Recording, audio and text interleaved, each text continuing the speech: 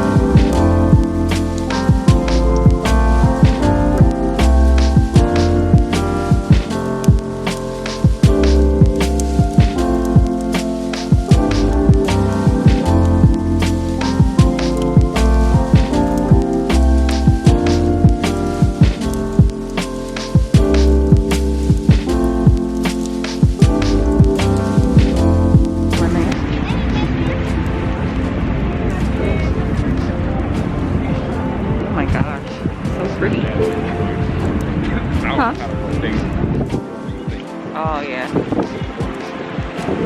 should be out here, but it's so pretty.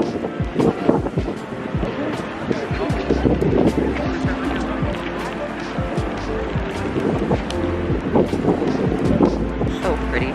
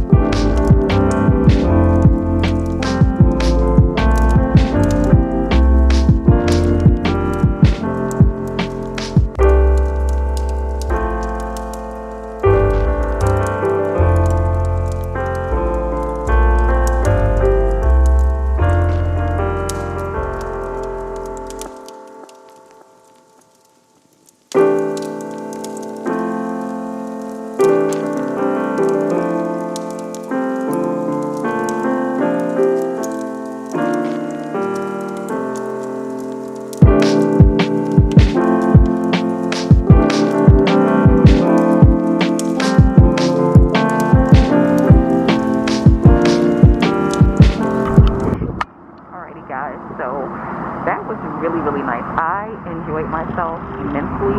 I think that this was really, really cool. Something really nice to do with your family. Outdoors. You can be socially distanced from people. Wear your mask. Have a good little time. We are on Randall's Island at Luminocity Light Show. Really dope event. If you really quick out the way, you can get away from, you know, wherever you are, come out to the city and, you know, spend some time with your family looking at beautiful lights. You know what I'm saying? Really nice. This is a cute idea, right? Really nice for the kids. I'm a kid at heart. I love the holidays. I love lights, and we always do something like this around my birthday, and I really, really enjoy it. What about you, Chad? I know you like Christmas music, but this is just what I do around my birthday because it's around the holiday. And I like to be festive, you know? So, if you're in the area, check it out. Luminocity Light Show, Light Exhibit. And now we're going to check out these trucks because I want to see what they got on these food trucks. I want to see if they got a little spike, little something, food truck. You'll see. Bring you in a little bit. Yes, so it's Saturday and your girl is trying out the barista maker. I am going to try to make a coffee drink. I went into Nespresso and I got the peppermint pinwheel limited edition. Is this limited? Yes, this is a limited edition coffee. And then I got the chocolate fudge. This is permanent. So I wanted to try to make a coffee drink using the peppermint. When I went in the store, the young lady told me that she had made a peppermint white chocolate mocha or something like that. I don't know, but I did, when I went to Walgreens yesterday, they did have white chocolate. So I just picked up a square of white chocolate, and then I, you know, so that if I wanted to try to make it, I can try to make it, you know. But guys, I have been looking at the reviews on the machine, and the reviews are not that good. So I don't know. I'm gonna try and see, you know, what happens. Trying to understand these recipes is a little sketchy as well because the app, the app doesn't tell you when to put the coffee in. So that's another little thing that's really not user friendly when it comes to this machine. So I was thinking about making this, which is the chocolate vinose, I believe. I don't know if you're gonna be able to see that because the lighting in the back, but I don't know. I was gonna try to make that. That takes 4 minutes, but I don't know. I'm gonna try. We're gonna try this and we're gonna see. And then you can see all the different settings and things. But that's the recipe that I was going to try to make, and that's step 1 where you put the milk in. So we'll see. So the coffee came out really good. Here it is here. The only thing is I need to get oat milk because oat milk froths way better than this creamer that I have. So it came out really good and it's not too sweet. And I like that about it because I don't use any sugar in my coffee. I rely on whatever sweetness is in the creamers. And what I do like about the oat and almond milk creamers is that they're not as sweet. I believe it's Califia. I don't know if I'm pronouncing that correctly. But that particular brand is not very sweet. And then also the Oatly brand is not sweet at all. They're creamer. But I think what I'm going to get is they do have a barista milk, oat milk. And I believe the froth on that milk is really, really good. So far, straight out of the box, no issues with the barista maker. My only issue right now is with the recipes and how they're structured because it doesn't tell you when you're supposed to put your coffee in. So that's a little weird.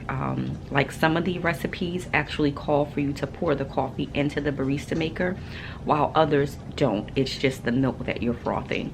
It's just the amount of milk that you're frothing and whether or not you're adding ice or you're adding like chocolate or anything. But for the most part, you're just basically frothing the milk selection that they recommend, and or coffee, but mostly milk, if that makes sense.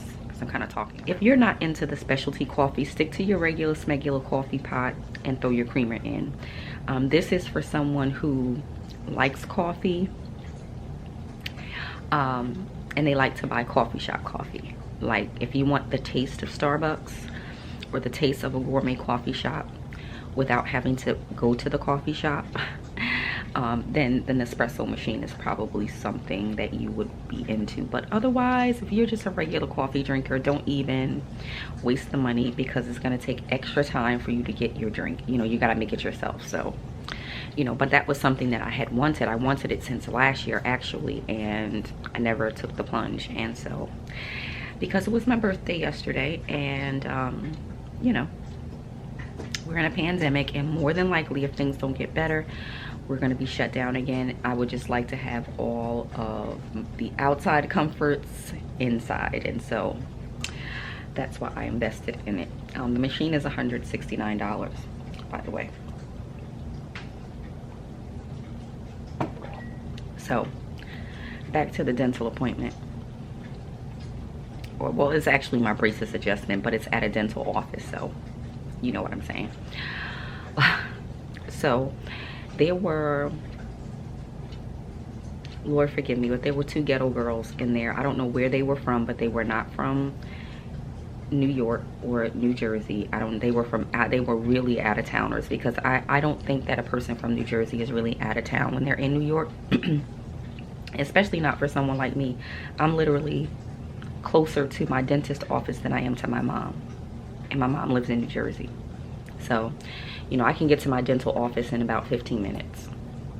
So I'm like uptown, right near the George Washington Bridge. I'm under 10 minutes from George Washington Bridge, so I'm basically in New York, you know. I just have to pay a toll, which is not fair, but yeah, so the ghetto girls were in there, and they were talking so loud. And of course, the office that I go to, they're very popular on Instagram. They have a huge following. There's some YouTubers who have gone there. There's some celebrities who have gone there and gotten their teeth done. And by teeth, I mean composite veneers. These are the $5,800 teeth. I mean, I think you can get them either cheaper, but to get these composite veneers, you can get 10 tops and 10 bottoms for just about $5,000, and they can do this for you within like 5 hours. You go to the office, you're there 5 hours. So, you know, understanding that this is a 5-hour process, and that, you know, these doctors have multiple patients. I'm pretty sure they have a quota to meet, that if you come there, you're going to be waiting a while. It's not like, okay, you have an 11 o'clock appointment, you show up at 11, you're out of there in 5 hours. No, you're going to be there all day. You may as well just be prepared to sit, because it's an all-day process. And, you know, it's a process. So I was saying all of this to say that there were many people coming in there on yesterday, because this was either their 2nd, 3rd, or 4th visit following their procedure, meaning they had already gotten their teeth done, and they were coming back because either a veneer popped off or something. And you know, so they were in there loud talking how they do. You know what I'm talking about. And people are just ghetto, and it doesn't matter what color they are. There are just some people that don't have manners, they don't have couth, and they don't exercise proper etiquette when they're in public places. And these were those types of people, color aside, because of course you're in New York. It's a very diverse place, so you know, not everybody is what you think they are. You know what I'm saying? Like, you think because we're having this conversation, I'm saying ghetto, that I might be talking about black people. Not so much, you know, because there's ghetto in every race. So I'm not saying what they were, or, you know, the type of people, nationality, things like that. I'm just saying that they were ghetto acting. They were acting like they had no manners. So anyway, They were in there like loud talking about the fact that, you know, they had to come back there multiple times about their veneers popping off, and then they were asking like other patients questions, and they were having this big old protest right there in the office. And it's just like, wow, this is what we're doing. This is what we're doing. Like, this is what we're doing. Like, seriously, if you have an issue and you're there, that means that the doctor's willing to resolve it. So let him fix the issue, you know, because what the problem really is that a lot of you, because you guys have such, you guys are exercising your right to be rude and your right to rush people. And so you're constantly complaining.